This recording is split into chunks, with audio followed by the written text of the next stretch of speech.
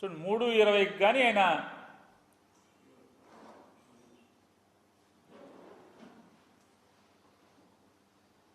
ఇది ప్రభుత్వ హత్య కాదా అని అడుగుతున్నాను. ఇది ప్రభుత్వ హత్య కాదా? నారా చంద్రబాబు నాయుడు గారికి బాధ్యత లేదా? ఈ రకంగా ప్రజలు మమ్మల్ని చంపేస్తారు, వస్తున్నారు చంపటాకని చెప్పని రాత్రి 10 గంటల నుంచి పోలీసుకు ఫోన్ చేస్తుంటే 10 గంటల చిల్లర నుంచి కాదు 10 గంటల చిల్లర నుంచే మర్డర్ జరిగింది 12 చిల్లర 1 గంటకి.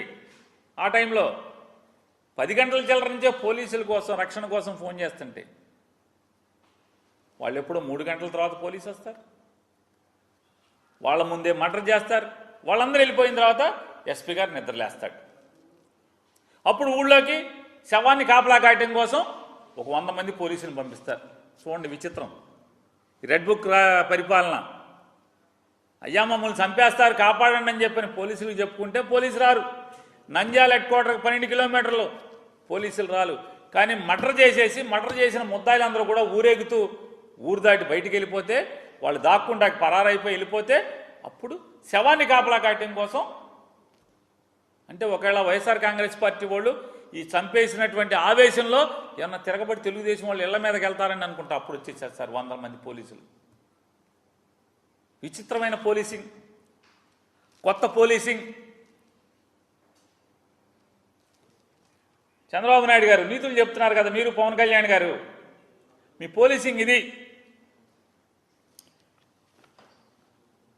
పోనీ ఇవాళ ఈనాడు పేపర్లో రాస్తారు ఎవరో దొండగులు హత్య చేశారు.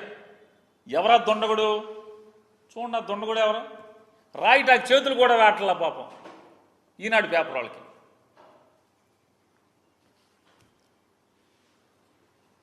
మర్డర్ చేసిన వాళ్ళు వీళ్ళు. దొండగులు చంపేశారని రాస్తారు. ఇది జర్నలిజం. 50 ఏళ్ళు నిండినాయి కదండి ఈనాడు పేపర్కి, 50 సంవత్సరాలు. మనం గొప్పగా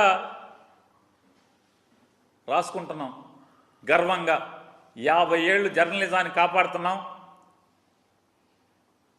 50 ఏళ్ళు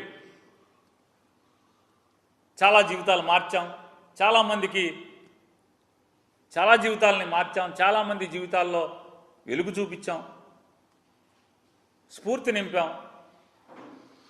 స్కూల్ పెట్టాం, జర్నలిజం స్కూలు కాదు, అది ఒక విశ్వవిద్యాలయం. కనీసం తెలుగుదేశం వాళ్ళు వైఎస్ఆర్ కాంగ్రెస్ పార్టీని అన్యాయంగా చంపారని కూడా రాయిటాకు కూడా చేతులు రావట్లేదు.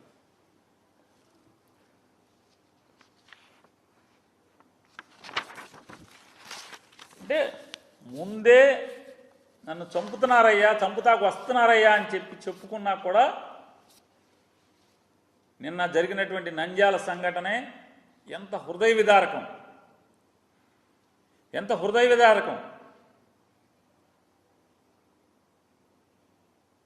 డీజీపీ గారు, పాత డీజీపీ గారు, ఒక పాత ఐజీ గారి చేతిలో వ్యవస్థ నడుస్తున్న పరిస్థితులు. ఒక పాత డీజీపీ గారు ఉన్నాడు చంద్రబాబు నాయుడు గారు ఉన్నప్పుడు. ఈ రెడ్ బుక్ వాళ్ళ చేతిలో పట్టుకుని దాని ఫోటోస్టాట్లు తీసి, రెడ్ బుక్ జిరాక్స్ కాపీలు తీసి, ఆ పాత డీజీపీ పాత ఐజీ ఇద్దరు కలిసి ఆ పుస్తకంలో రెడ్ బుక్లో రోజు బట్టి పడుతూ సాయంత్రానికి ఆ రెడ్ బుక్ రాసిన అతనికేమో పాఠాలు అప్పచెప్పి, ఇవాళ సరే ఈ చాప్టర్ బాగానే అప్పచెప్పారు, మీరు ఈ పేజీ బాగానే అప్పచెప్పారు, రేపు చదువుకురండి అంటే మళ్ళీ హోంవర్క్ ఇస్తే హోంవర్క్ రాసుకుని మళ్ళీ చదువుకు వస్తారు. పోలీస్ వ్యవస్థ మొత్తం ట్రాన్స్ఫర్ల దగ్గర నుంచి, సస్పెన్షన్ల దగ్గర నుంచి, ఎవరిని సస్పెండ్ చేయాలి, ఎవరిని వీఆర్కు తీసుకురావాలి, ఎవరిని పోస్టింగ్లు ఇవ్వాలి, ఎమ్మెల్యేకి సంబంధం లేదు, ఎస్పీకి సంబంధం లేదు, డిఐజీకి సంబంధం లేదు, మినిస్టర్లకు సంబంధం లేదు, హోమ్ మినిస్టర్కి సంబంధం లేదు. ఒక రిటైర్డ్ డీజీపీ, ఒక రిటైర్డ్ ఐజీ, రెడ్ బుక్, ఈ ముగ్గురు కలిసి ఈ రాష్ట్రంలో ఉన్నటువంటి పోలీస్ వ్యవస్థను నడిపే పరిస్థితులు ఇవాళ మనం చూస్తున్నాం.